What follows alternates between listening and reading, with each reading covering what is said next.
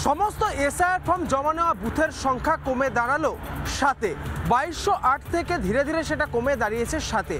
পাশাপাশি কমিশনের পক্ষ থেকে নিয়ে আসা হয়েছে একটি নতুন সফটওয়্যার, যে সফটওয়্যারের মাধ্যমে মূলত মৃত এবং ভুয়ো ভোটারদেরকে শনাক্তকরণ এবং চিহ্নিতকরণের প্রক্রিয়া করা হবে। এই সমস্ত খবরের যাবতীয় আপডেটের দিকে আমাদের নজর থাকবে। এই মুহূর্তে চলে যাব টিটপের কাছে। টিটপ, তোমার কাছে কি খবর রয়েছে?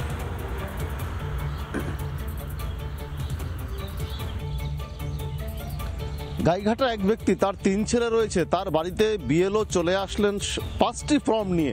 স্বাভাবিকভাবেই সেই ব্যক্তি তার যে 5টি ফর্ম সেই দেখে তিনি তাজ্জব হয়ে যান যে তার বাড়তি 2 ছেলে কিভাবে আসলো, কোথা থেকে আসলো। যা নিয়ে ইতিমধ্যেই কিন্তু এলাকায় শোরগোল, পাশাপাশি স্থানীয় বিডিওর কাছে অভিযোগ দায়ের করেছেন ওই ব্যক্তি। এই নিয়ে কিন্তু ইতিমধ্যেই শুরু হয়েছে রাজনৈতিক তরজা।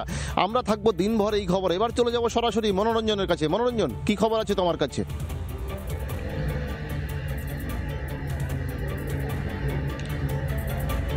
টিটপ, যেমনটা তুমি বলছিলে, আমি যে নির্বাচন কমিশনের বিশেষ পর্যবেক্ষক সুব্রত গুপ্ত গতকালই কিন্তু বীরভূমে এসেছেন এবং গতকাল তিনি জেলা শাসক এবং বোলপুরের মহকুমা শাসকের সাথে এক প্রস্তুত বৈঠক করেছেন। আজ সিউড়িতে বৈঠক করার সম্ভাবনা রয়েছে জেলা প্রশাসনের সাথে।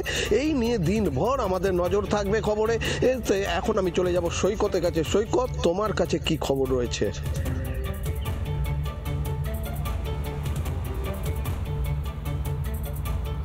ওয়াকফ সম্পত্তি আপলোড গোটা দেশেই সব রাজ্যেই একই তালে চলেছে, কিন্তু অত্যন্ত ঢিমে তালে চলেছে এই রাজ্যে। সেই নিয়ে রীতিমতো রাজনৈতিক টালমাটাল পরিস্থিতি, রাজনৈতিক চাপানুতর চলছে।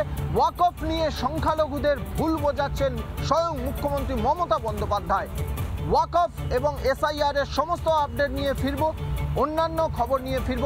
চোখ রাখুন রিপাবলিক বাংলা। নানা ধরনের কন্টেন্ট দেখার জন্য লাইক করুন, শেয়ার করুন আমাদের ফেসবুক পেজ, সাবস্ক্রাইব করুন আমাদের ইউটিউব চ্যানেল। পাশাপাশি অন্যান্য ব্রেকিং নিউজের জন্য অবশ্যই চোখ রাখুন রিপাবলিক বাংলায়।